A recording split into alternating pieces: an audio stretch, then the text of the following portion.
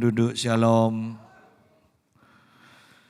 mari kembali kita membuka Alkitab kita di dalam Injil Matius pasal yang ke-15. Injil Matius pasal yang ke-15 mulai ayat 29. Kita akan bahas nanti sampai ayat 39.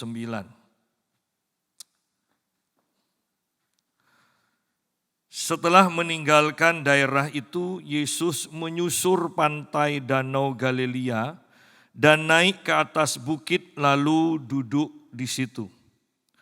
Kemudian orang banyak berbondong-bondong datang kepadanya membawa orang lumpuh, orang timpang, orang buta, orang bisu, dan banyak lagi yang lain. Lalu meletakkan mereka pada kaki Yesus dan Yesus menyembuhkan mereka semuanya. Maka takjublah orang banyak itu melihat orang bisu berkata-kata, orang timpang sembuh, orang lumpuh berjalan, orang buta melihat, dan mereka memuliakan Allah Israel. Nah, ini judul perikopnya adalah Yesus menyembuhkan banyak orang sakit. Kalau kita perhatikan di sini, dikatakan orang banyak berbondong-bondong datang kepada Yesus membawa orang-orang sakit. Ya. Berbondong-bondong bukan hanya sekedar mengikut Yesus, tetapi membawa orang-orang sakit. Dan kalau kita perhatikan di sini, penyakit yang disebutkan di sini, dikatakan orang lumpuh, orang timpang, orang buta, orang bisu. Dan kemudian ditambah lagi banyak lagi yang lain. Tetapi yang disebutkan dengan jelas di sini, bukankah kita tahu bahwa ini adalah penyakit yang tidak bisa disembuhkan oleh dokter? Kalau Anda perhatikan, kalau Anda sungguh teliti, maka kita akan setuju bahwa ini adalah penyakit yang tidak bisa disembuhkan oleh dokter. Lumpuh, timpang, buta, bisu, dan kemudian banyak lagi yang lain. Kalau saya mau simpulkan, segala macam penyakit semuanya dibawa ke Tuhan Yesus. Dan ayat ini begitu mudah dipahami, begitu sederhananya. Kalau kita baca ini kan, walaupun kita tidak usah mikir terlalu dalam, ayat-ayat ini mudah dipahami. Ya. Apakah kita perlu mikir ketika melihat ada orang membawa orang-orang sakit? Ya. Kemudian Yesus menyembuhkan mereka. Kan singkat, padat, sederhana, tidak perlu pemikiran, tidak perlu tafsiran teologi segala macam. Ini adalah cerita yang mudah dipahami. Ya. Dikatakan mereka kemudian lalu meletakkan mereka pada kaki Yesus dan Yesus menyembuhkan mereka. Bukan sebagian, semuanya. Semuanya. Karena Yesus mati bagi semua orang. Ya. Yesus mati untuk semua orang, untuk menebus semua orang, dan di sini kita melihat Yesus menyembuhkan semua orang sakit. Mau penyakit yang berat, mau penyakit yang ringan, ya, semuanya disembuhkan. Saya sungguh ingat sebuah buku judulnya sederhana juga, Menyembuhkan Orang Sakit, dari Francis dan Charles Hunter.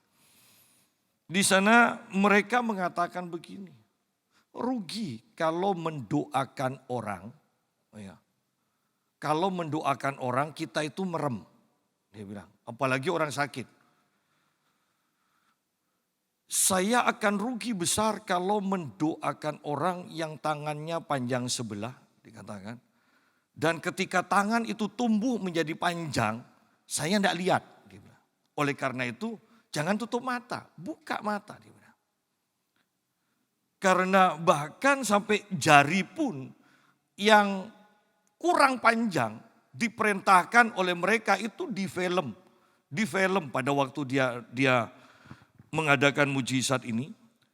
Dan bagaimana jari itu kemudian sudah pas ukurannya, dia perintahkan juga stop dalam nama Yesus dan jari itu stop panjangnya. Ya. Dan Anda bisa bayangkan Yesus menyembuhkan semua penyakit.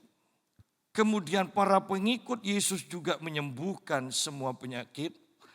Kemudian kita di sini sering melihat KKR segala macam.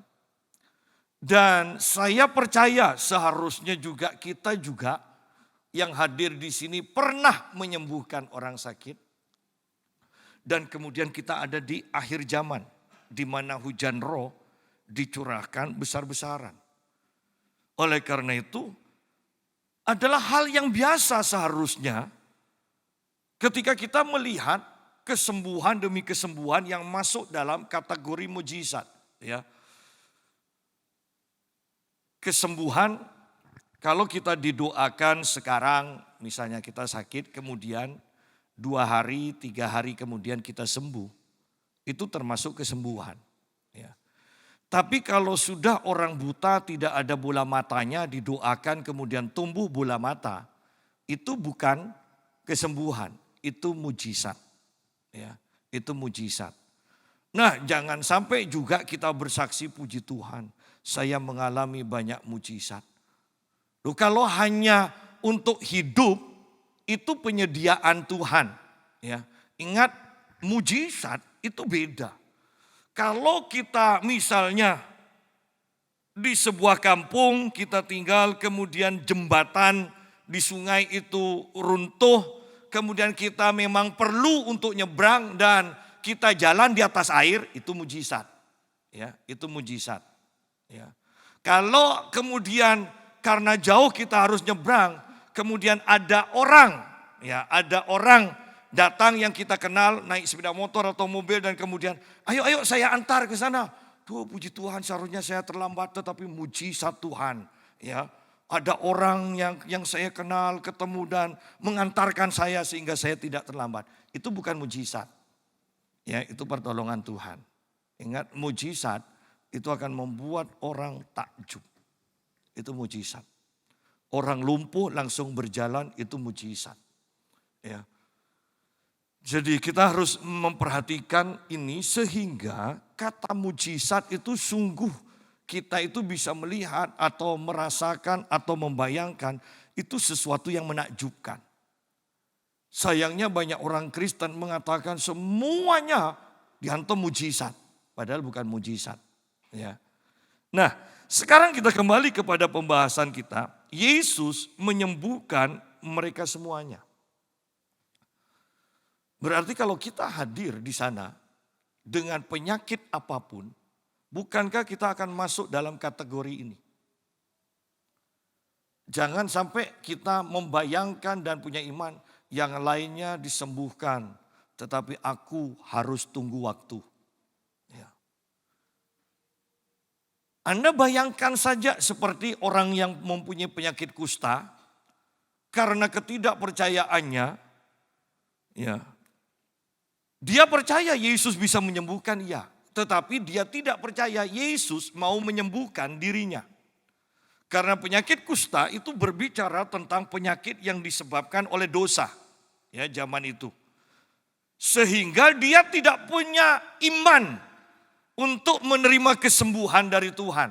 Sehingga dia berkata, anak Daud kasihanilah kami, kasihanilah aku, dan kalau engkau kehendaki, maka aku akan sembuh.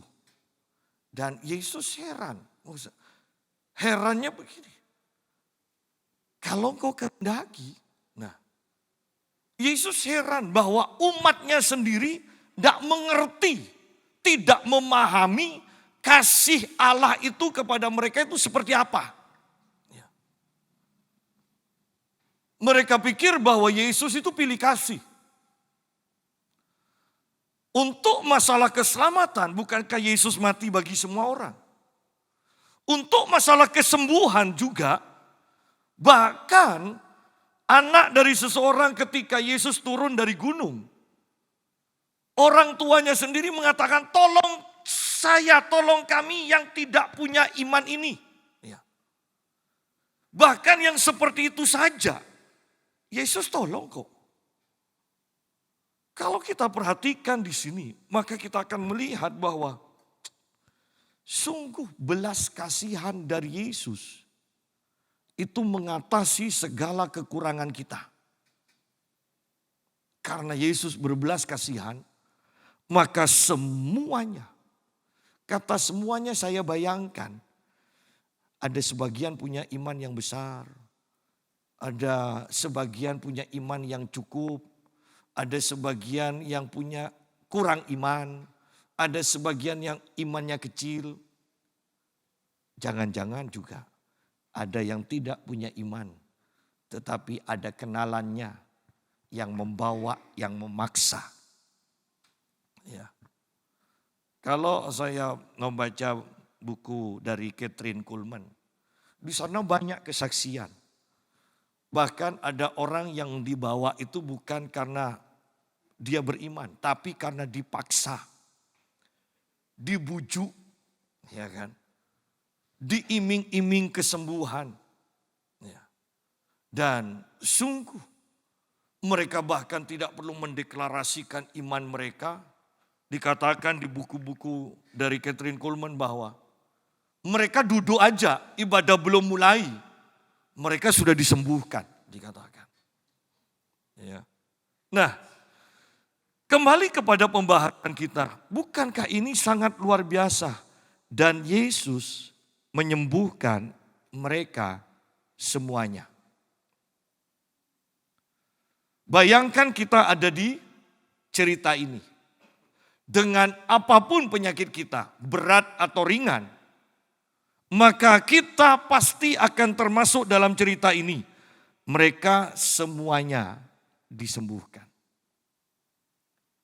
Bukankah Yesus juga ada di sini sekarang?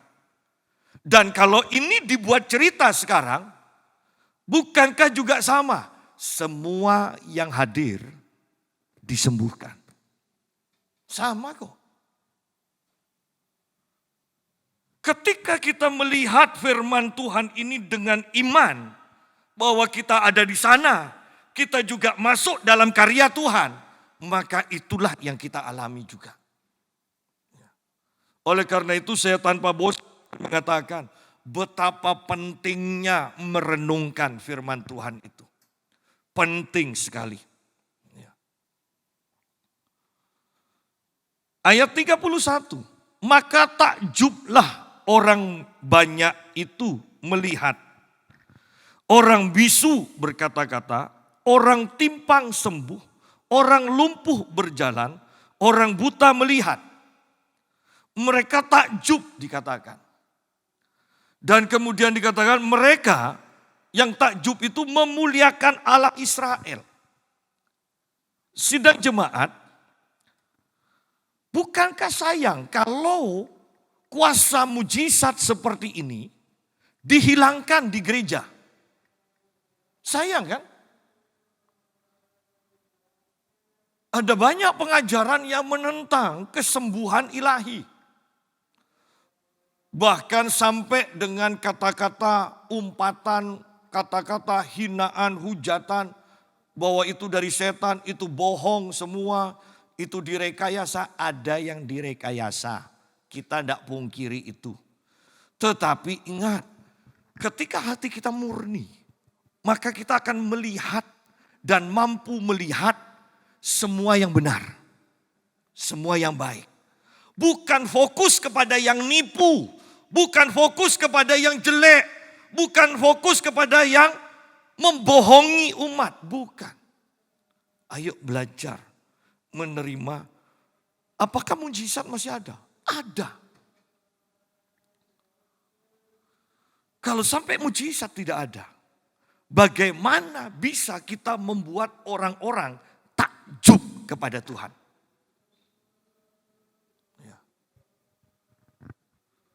Kata takjub kan kita sampai terheran-heran sampai tidak bisa ngomong gitu loh. bukan hanya sekedar kebaikan Tuhan, tetapi mujizat di sini akan membuat orang takjub. Dan banyak yang tidak percaya lagi hal ini.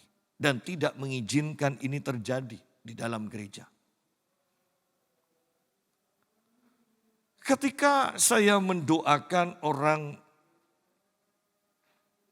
yang lumpuh dan ternyata itu kena santet. Dan kemudian orang ini bisa berdiri dan melangkah beberapa langkah. Ketika dia berdiri itu punggungnya itu tidak bisa tegak, punggungnya bukan kakinya. Punggungnya ini lemes sendiri, ya, karena disantet. Dan ketika itu terjadi, orang ini bisa berdiri dan melangkah beberapa langkah. Dan saya katakan, latih terus di rumah sambil katakan dalam nama Tuhan Yesus, langkahkan kakimu. Hanya seperti itu saja. Orang-orang dan bahkan sambutan dari gembala setempat setelah itu berbeda kok. Orang juga beberapa yang melihat itu langsung refleks tepuk tangan. Lihat di sini. Yang saya mau tekankan begini. Momen yang membuat orang takjub akan kuasa Tuhan, bagaimana mungkin ini akan dihilangkan? Bukankah itu pekerjaan setan? Kalau sampai momen yang bisa mempermuliakan nama Tuhan itu dihilangkan. Siapa lagi kalau bukan itu pekerjaan setan? Karena setan tidak ingin Tuhan dipermuliakan.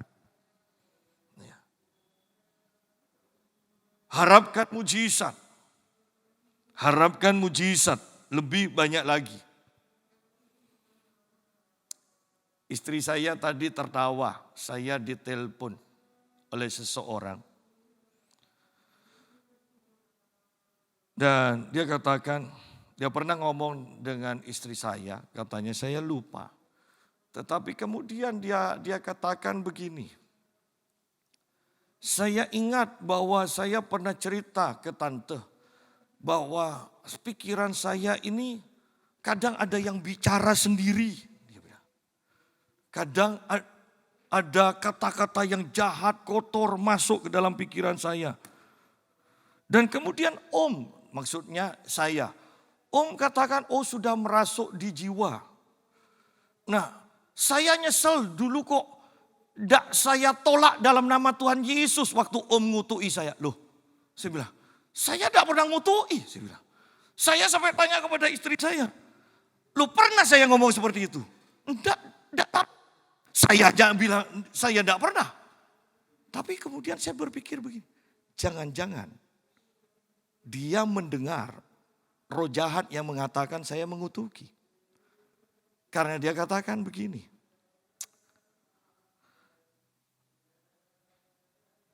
Bisa doakan saya? Bisa. Lewat HP. Tidak mau saya. Karena nanti kalau manifest di sana, saya doakan di sini, kamu manifest di sana, siapa yang mau nolong? Ada saya, juga hamba Tuhan. Oh ya sudah, suruh omnya untuk berdoa, layani kamu pelepasan, saya katakan. Atau hamba Tuhan yang lain. Cari yang tahu soal pelepasan, saya katakan. Dan dia katakan begini. Kedua anak saya juga itu bisa melihat dan bisa mendengar setan itu berbicara, setan menampakkan diri.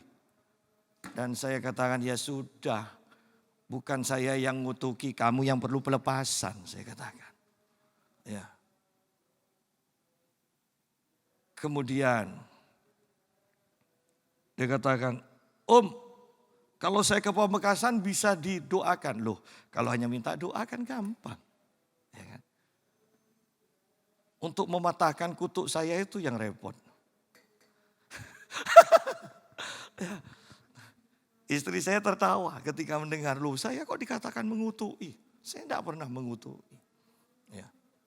Nah, sidang jemaat, lihat di sini, bahkan dia katakan, tapi anak saya belum dibaptis. Loh soal pelepasan tidak perlu baptisan. Pokok anak-anak Tuhan harus dilepaskan semua. Ya. Kalau sudah sampai mendengar setan berbicara di pikirannya, kan lama-lama bisa gila kan? Lama-lama bisa bunuh diri kan? Lama-lama stres. Dan kemudian melihat lagi, melihat setan, sering melihat setan. Ini sudah akan masuk ke indigo. Dia katakan bahwa, iya om saya ingat mama saya tuh suka ke dukun. Kemudian katanya dia sudah berkata, pokoknya anak perempuannya pasti nanti ya akan mewarisi pedang. Saya punya pedang. Dan saya suruh berdoa om di kuburannya untuk menerima pedang. Saya tidak lakukan, saya katakan begini. Kamu tidak usah doa di kuburannya. Ketika orang tuamu sudah katakan seperti itu, urusan roh jahat. Secara otomatis itu pedang roh jahat itu sudah diturunkan ke kamu. Karena itu kamu bisa mendengar, bisa melihat alam roh itu saya katakan. Ya. Dan itu akan seru karena itu sudah masuk ke indigo. Itu akan seru. Ya. Saya mendoakan seseorang yang kena santet dan tangannya luka. Dan kemudian sembuh. Kemudian beberapa hari kemudian diserang lagi, luka lagi dan datang lagi. Dan saya dapat kabar sudah mulai sembuh. Beberapa waktu yang lalu saya katakan, Vin, punggung saya ini kok perih ya, coba lihat ada luka.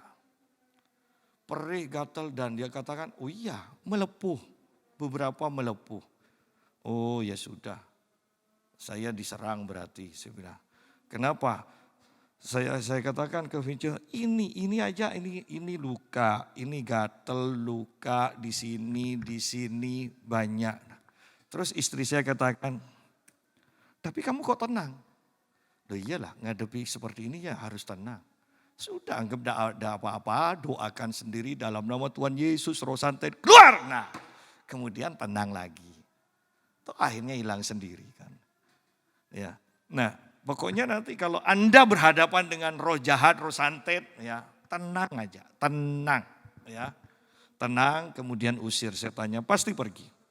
Nah, kembali kepada pembahasan kita, maka takjublah orang banyak itu melihat orang bisu berkata-kata, orang timpang sembuh, orang lumpuh berjalan, orang buta melihat, dan mereka memuliakan Allah Israel. Jangan tampil kita ini gereja kebanyakan hal seperti ini sudah banyak yang hilang di gereja. Seringkali kita itu untuk tepuk tangan untuk Tuhan. Ya, misalnya tampil pujian tepuk tangan untuk Tuhan ya. Selalu tepuk tangan untuk Tuhan. Padahal kalau mau tepuk tangan untuk Tuhan, enggak usah lihat orang nyanyi, selesai nyanyi, baru tepuk tangan untuk Tuhan. Anda mau dimanapun, Anda bisa tepuk tangan untuk Tuhan. Jadi ayo kalau memang tidak ada sesuatu yang mengagumkan, tidak usah pakai embel-embel untuk Tuhan. Ya.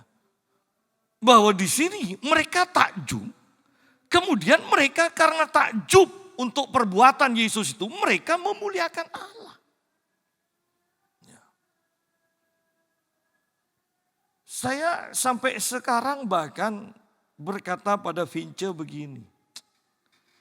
Saya tetap tidak habis pikir loh dengan konser Kristen yang dikatakan ada undangannya, mari kita menyembah bersama dengan grup ini, pujian penyembahan ini. Ya. Harga tiket hubungi ini. Ya. Saya katakan pada istri saya loh, ini ya pendapat saya. Saya tetap tidak bisa nerima. Ngajak menyembah bersama Tuhan tapi ada tiketnya. Seharusnya kalau ada tiket kan kita tidak usah nyembah kan, kita nonton aja kan. Ya, nonton aja. Dan saya pun sepakat dengan istri saya, seharusnya kalau seperti ini. Kan banyak gereja-gereja yang kaya dan semuanya itu juga yang tampil kan juga dari gereja besar biasanya. Kenapa sih? Kok enggak mereka yang menyediakan dana supaya orang-orang bisa hadir? Gratis lagi. Nah, lepas dari itu mari kita lihat di sini kembali. Ada hal yang mudah sebenarnya, tidak perlu persiapan terlalu panjang juga, tidak perlu nyewa gedung. Ya. Di sini dikatakan bahwa sembuhkan orang sakit. Smith Wigglesworth mengatakan begini, kalau kita dan panitia menyewa gedung yang mahal ini, kemudian tidak ada orang yang mendapatkan mujizat dalam pertemuan kita, maka kita membayar terlalu mahal untuk gedung ini, dia bilang. Oleh karena itu kita sudah membayar gedung ini dengan mahal, maka kita harus percaya bahwa Tuhan akan buat mujizat, dikatakan. Dan puji Tuhan, mujizat banyak terjadi. Tetapi perkataan dari Smith Wigglesworth ini harus kita catat.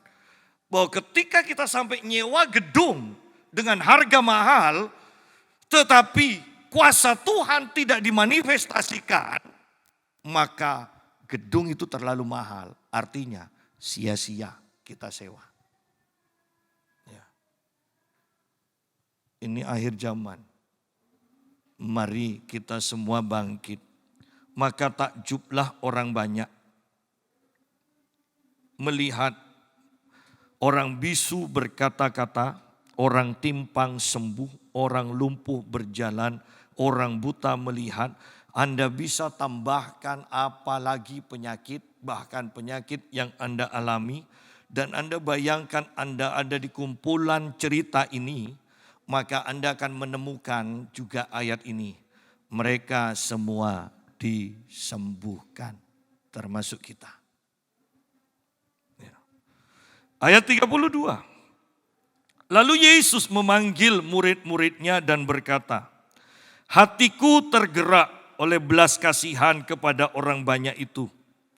Sudah 3 hari mereka mengikuti aku, dan mereka tidak mempunyai makanan. Aku tidak mau menyuruh mereka pulang dengan lapar.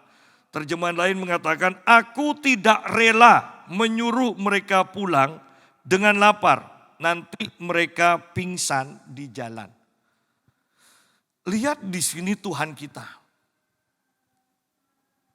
Dia tidak bisa diam melihat ada orang sakit. Dia bertindak menyembuhkan. Sekarang dia juga tergerak hatinya oleh belas kasihan.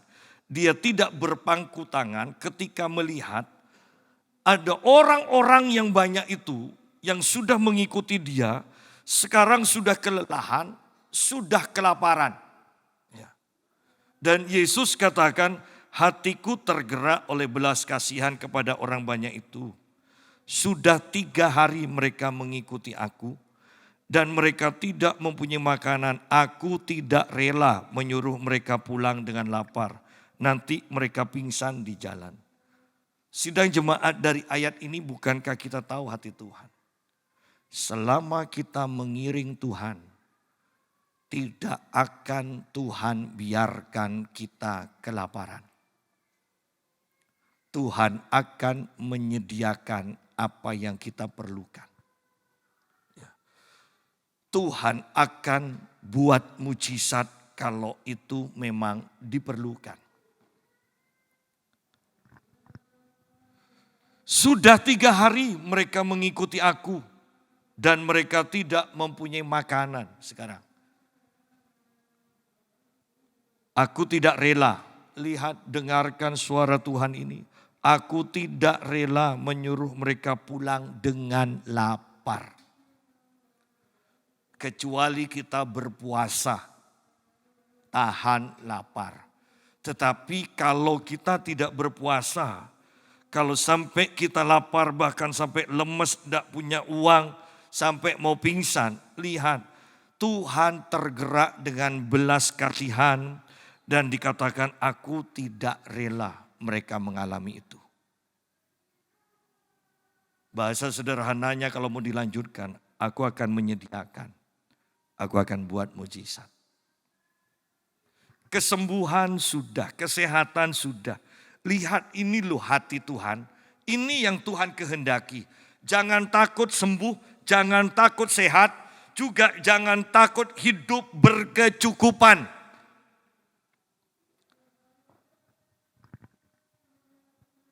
Kata murid-muridnya kepadanya, bagaimana di tempat sunyi ini kita mendapat roti untuk mengenyangkan orang banyak yang begitu besar jumlahnya. Kata Yesus kepada mereka, berapa roti ada padamu? 7, jawab mereka, dan ada lagi beberapa ikan kecil. Kalau kita lihat di sini, bahwa kembali hukum ekonomi tidak berlaku bagi Tuhan. Ya. Kalau hukum ekonomi kan kita kalau mau usaha supaya berhasil harus cari tempat yang strategis. Nah ini kan sama kan? Para murid itu menerapkan hukum ekonomi. Bagaimana di tempat sunyi ini kita mendapat roti untuk mengenyangkan orang banyak yang begitu besar jumlahnya. 4.000 orang laki-laki dikatakan, tidak termasuk perempuan dan anak-anak. Ya. Tidak mungkin dalam satu hari. Ini kan di atas bukit, dikatakan di sini kan di atas bukit ayat 29. Yesus naik ke atas bukit lalu duduk di situ, di atas bukit. Ya. Ada 4.000 orang laki-laki, mungkin 8.000 perempuan, ya. Mungkin 16.000 anak-anak. Bagaimana mungkin, kata para murid, kita bisa mendapatkan roti sebanyak itu di tempat yang sunyi? Nah, bukankah di sini kembali mujizat? Ketika berbicara mujizat, maka itu tidak ditentukan oleh tempat. Mujizat akan mengalahkan itu semua. Tidak ditentukan oleh seberapa banyak kita sudah mengumpulkan. Ya. Mujizat akan mengalahkan semuanya itu.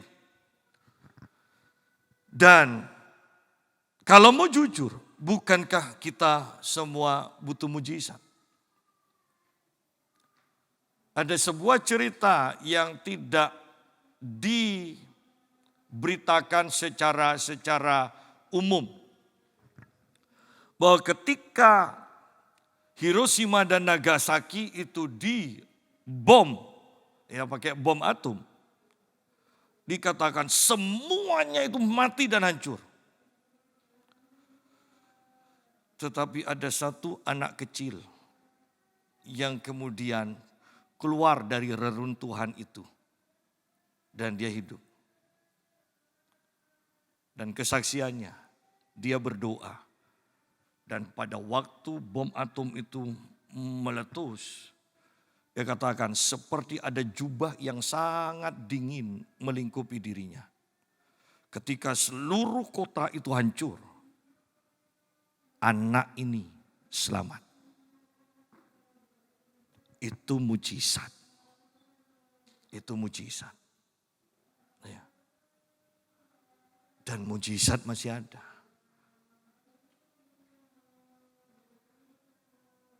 Hanya mujizat yang akan membuat orang-orang takjub kepada Tuhan. Orang-orang tidak akan takjub kalau orang lain masih bisa melakukannya. Ya. Kata Yesus kepada mereka, berapa roti ada padamu? 7, jawab mereka. Dan ada lagi beberapa ikan kecil. Ingat para murid sudah memperkirakan 4.000 orang laki-laki. Yang mereka miliki hanya 7, dikatakan 7 roti. Sehingga mereka secara spontan ketika Yesus katakan, aku tergerak untuk memberi mereka makan. Para murid spontan mereka mengatakan, bagaimana mungkin di tempat sepi ini kita akan mendapat makanan untuk memberi mereka makan. Karena mereka melihat 7 roti ini. Mereka langsung nyeletuk, tidak mungkin. Dengan 7 roti bisa mencukupi 4.000 orang laki-laki. Langsung mereka katakan tidak mungkin. Ini tempat sunyi, kita hanya punya 7 roti dan beberapa ikan. Tetapi mujizat tidak seperti itu. Kata Yesus kepada mereka, berapa roti ada padamu? 7, jawab mereka, dan ada lagi beberapa ikan kecil. Lalu Yesus menyuruh orang banyak itu duduk di tanah. Anda bisa bayangkan ketika ayat ini ditulis, lalu Yesus menyuruh orang banyak itu duduk di tanah. Apakah ketika para murid mengatakan, ada 7 Tuhan, ada 7 roti. Apakah Anda bisa membayangkan ayat ini? Saya percaya Yesus tidak akan mengatakan, hah? Ada 7, hanya 7. Ya, bagaimana ya? Apakah Yesus kebingungan? Enggak. Yesus tidak bingung. Dari ayat ini aja saya senang. Lalu Yesus menyuruh orang banyak itu duduk di tanah. Anda bisa bayangkan ketenangan Yesus dari ayat ini? Bahwa tidak ada satu hal pun yang akan membuat Tuhan kaget. Keadaan separah apapun tidak ada yang bisa membuat Tuhan kaget. Yang bisa membuat Tuhan kaget adalah ketika kita mempunyai iman kepadanya. Wow, itu sangat gairahkan. Itu akan bikin terkaget-kaget. Ya. Bahkan ketika perwira mengatakan, Pak, katakan satu patah kata saja. Yesus kaget. Kenapa? Orang itu bukan umat Tuhan. Bukan milik kesayangan Tuhan. Bisa percaya sedemikian rupa kepada Tuhan. Itu bikin Yesus kaget. Saya membaca buku tentang percaya kepada Tuhan. Dan di sana ada dibahas begini. Pernyataannya mengatakan begini. Tuhan lebih tertarik ketika kita mengatakan, Tuhan, aku percaya kepadamu. Daripada mengatakan, aku mengasihimu Tuhan. Karena Anda tidak bisa percaya tanpa mengasihi dan mengenal pribadi itu.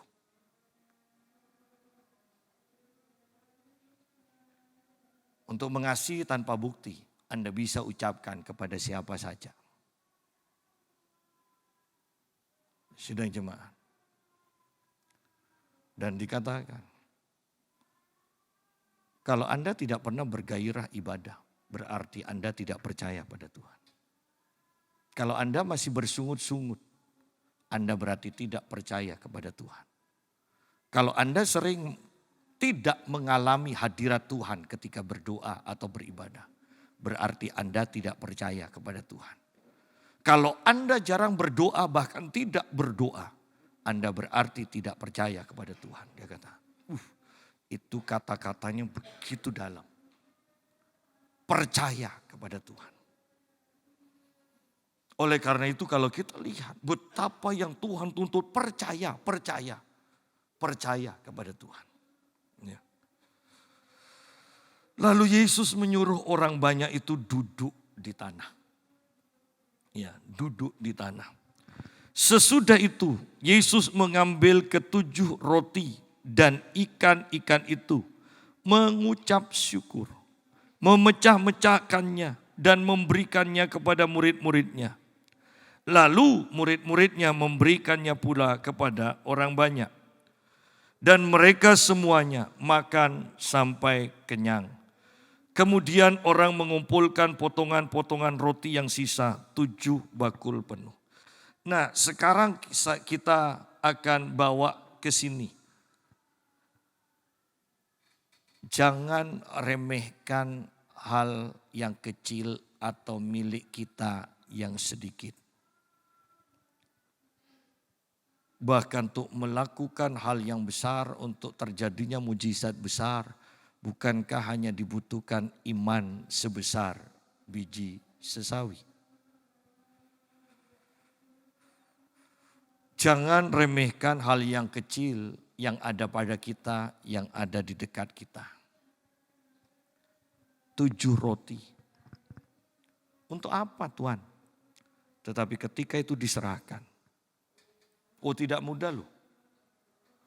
7 roti dan mungkin para murid atau seseorang yang bawa 7 roti ini juga kan pasti sama-sama lapar kan?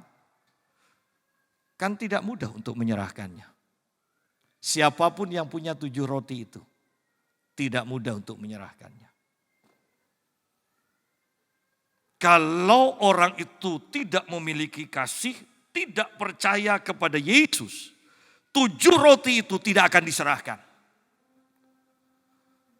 Demikian pula dengan pemberian-pemberian kita. Kalau Anda tidak percaya kepada Tuhan bahwa Tuhan akan mencukupimu, engkau tidak akan berani memberi.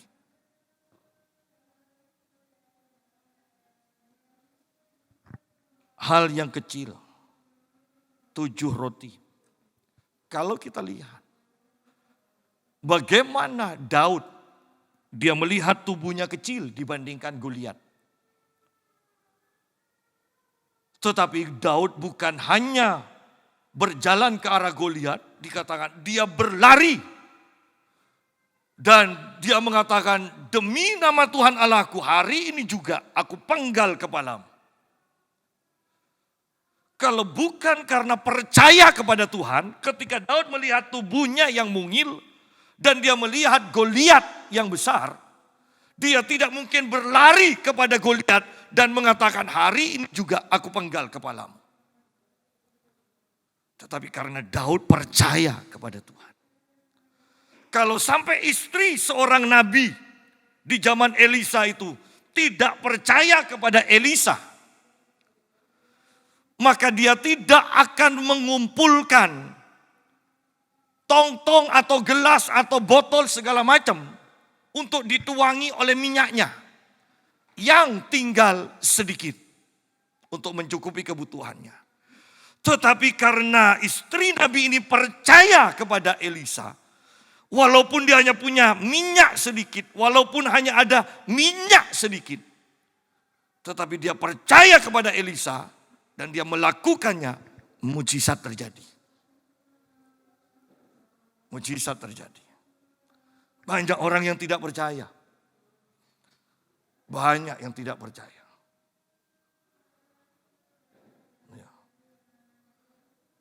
Banyak orang yang tidak percaya. Kecil di sini 7 roti. Bayangkan 7 roti, 4.000 orang yang menanti. Kemudian yang memiliki juga mungkin lapar. Berani apa enggak ngasih? Ketika kita kekurangan dan Tuhan berbicara kepada kita. Ketika kita kekurangan dan Tuhan memperlihatkan sesuatu keadaan yang membutuhkan apa yang kita miliki. Beranikah kita melakukannya? Beranikah kita memberi? Beranikah? Bukankah sekarang ekonomi sedang krisis sedemikian rupa? Pertanyaannya, ketika Tuhan berbicara kepadamu, masih beranikah engkau percaya bahwa Tuhan akan melakukan mujizat dan menyediakan apa yang kau perlukan? Banyak orang yang sudah tidak percaya akan hal-hal seperti ini lagi.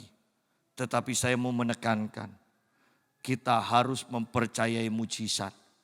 Karena mujizat akan membuat orang-orang takjub kepada Tuhan. Ya.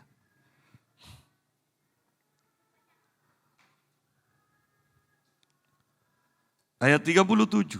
Dan mereka semuanya makan sampai kenyang.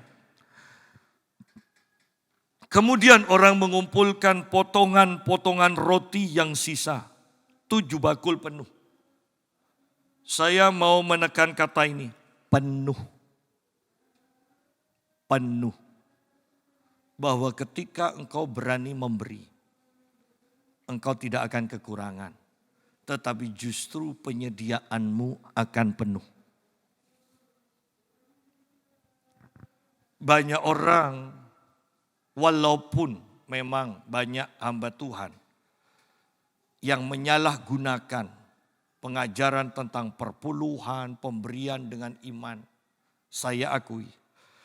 Tetapi kalau Anda sampai dalam taraf, Anda takut dan penuh dengan kekecewaan sehingga engkau tidak memberi lagi, engkau termakan dengan bujukan setan, dengan tipu muslihat iblis, di mana engkau tidak akan mengalami mujizat dan engkau akan kekurangan. Engkau tidak akan mengalami, kata ini, penuh. Berapa banyak sekarang sampai dalam taraf, bahkan untuk perpuluhan pun, mereka bukan hanya tidak memberi, tetapi mengata-ngatai hamba Tuhan atau gereja. Betapa jahatnya. Saya bergurau dengan istri saya. Vin, jujur, ayo baca coba ya. Maliaki pasal 3 itu. Apanya yang salah? Ya. Terus, bukankah ini memang bicara engkau sudah kena kutu? Tetapi kenapa kok banyak gereja, orang-orang pendeta-pendeta yang baru, ya, yang mengatakan, enggak itu maksudnya bukan kutu. Loh tapi ini tertulis kutu. Ini dibaca seperti apa ya? Ya. Padahal kalau dibaca, loh iya, memang maksudnya memang seperti itu. Tidak usah diartikan yang lain. Ya. Dan kalau saya lihat, bukankah lucu? Perpuluhan itu hukum Taurat, sudah tidak usah dilakukan. Loh, ingatlah dan kuduskanlah hari Sabat. Itu hukum Taurat atau bukan? Kenapa kok masih dilakukan? Jangan membunuh, itu hukum Taurat atau bukan?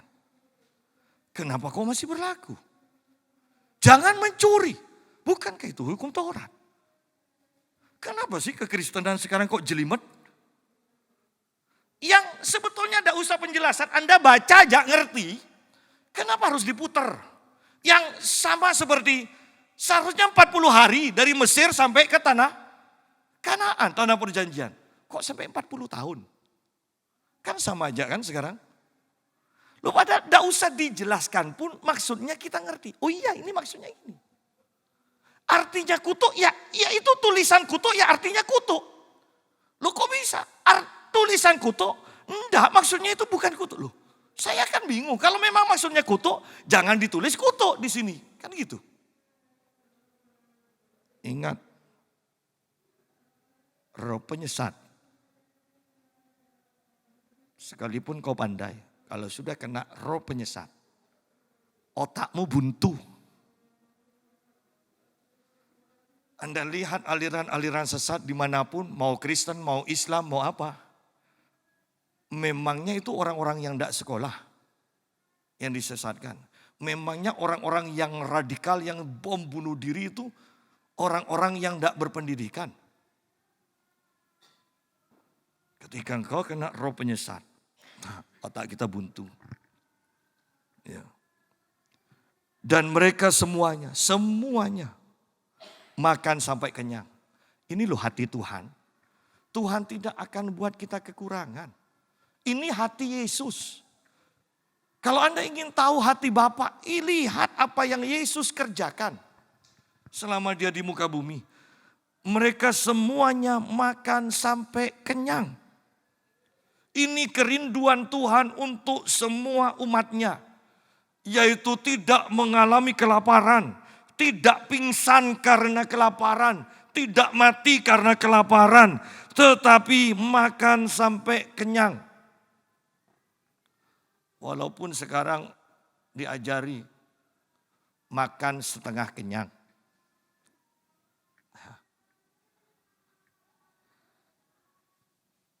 Pokoknya aneh-aneh. Padahal kalau makan sampai kenyang kan enak kan. Daripada makan tapi tidak kenyang.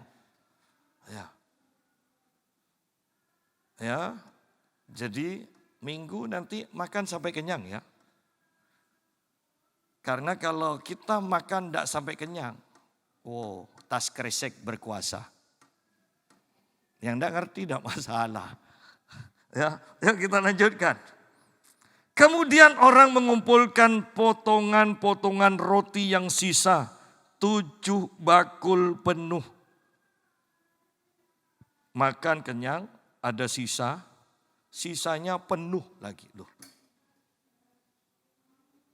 Dan ini terjadi dari keadaan kekurangan sampai berkelimpahan seperti ini. Ini mujizat. Artinya bahwa Tuhan bisa melakukan mujizat dalam kesembuhan. Tuhan juga bisa melakukan mujizat di dalam makanan, di dalam keuangan kita juga. Tuhan bisa lakukan. Nah, yang jadi masalah, apakah kita percaya pada Tuhan? Tidak semua orang Kristen percaya. Tidak semua orang Kristen percaya. Ya. Yang ikut makan ialah 4.000 laki-laki.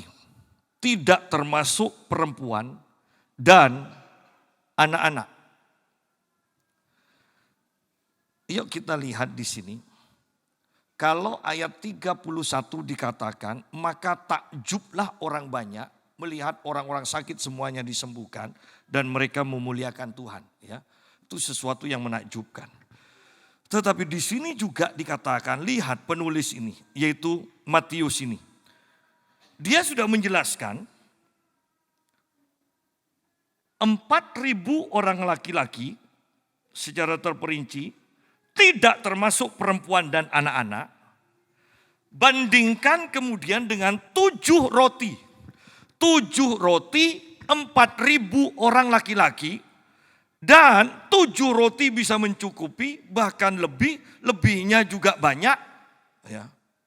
Bukankah sebenarnya penulis mau mengatakan, ini juga mujizat. Ini membuat orang takjub.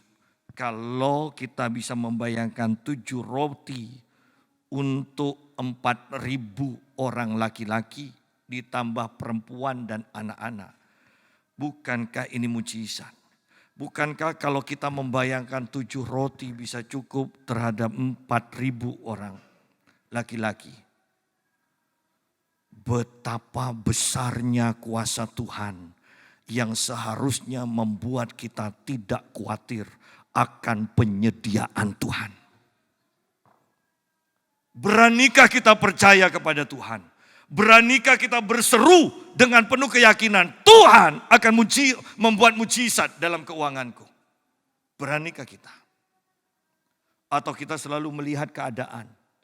Dari manakah pemazmur katakan, dari manakah datangnya pertolonganku? Untungnya pemazmur setelah melihat gunung, lembah, tidak ada. Untungnya tidak berhenti sampai di sana. Dia langsung melihat ke atas, pertolonganku datangnya dari Tuhan, dikatakan. Sidang jemaat, apapun masalahmu, penyakitmu, keuanganmu, makananmu, dari manakah datangnya pertolonganku? Pertolonganku datangnya dari Tuhan yang akan membuat mujizat, yang akan menyediakan, yang akan mencukupi, yang akan memberikan kelebihan kepada kita. Ayat 39, lalu Yesus menyuruh orang banyak itu pulang. Ia naik perahu dan bertolak ke daerah Magadan. Yesus menyuruh orang banyak itu pulang.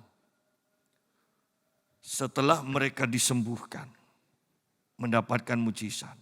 Setelah mereka dikenyangkan kebutuhan perut dan ekonominya, anggap ekonominya tercukupi.